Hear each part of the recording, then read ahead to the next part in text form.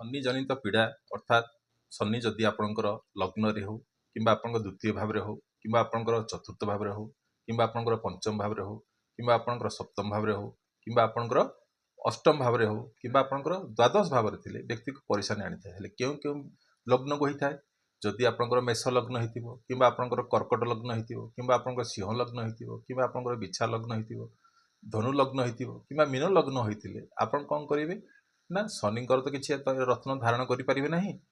सेति कोन करिवे ना शनिकर हवन करिवे अर्थात कोन होछि ना होम करिवे केते हजार ना 23,000 होम करिवे आ जदि पारुछंती शनिवार दिन डंगार कंटा आनिकी कोन करिवे निजर मध्यम आंगुठी रे कोन करिवे धारण करिवे आ जो व्यक्तिंकर कोन वृष लग्न हिथिबो मिथुन लग्न हिथिबो किंबा आपनकर तुला लग्न हिथिबो किंबा आपनकर मकर लग्न हिथिबो कुंभ लग्न हिथिबो ताले एई जो 6टी लग्न रहिला ताले से व्यक्ति विशेष कोन करिवे ना शुक्र को बलवान करिवे कोन करिवे ना शुक्र को बलवान करिवे आ जदि पारुछंती कोन देखिछो ए जो आपनकर रहिला जो रूपार गोटे कड़ा धारण करिवे आपनकर डाहाण हाथ रे धारण करले आपनकर जो शनि जनित पीड़ा रो आपन कोन कर परिवे ना मुक्ति पाई परिवे तो एई उपाय करी देखंतु निश्चित रूप आपन सुफल मिले।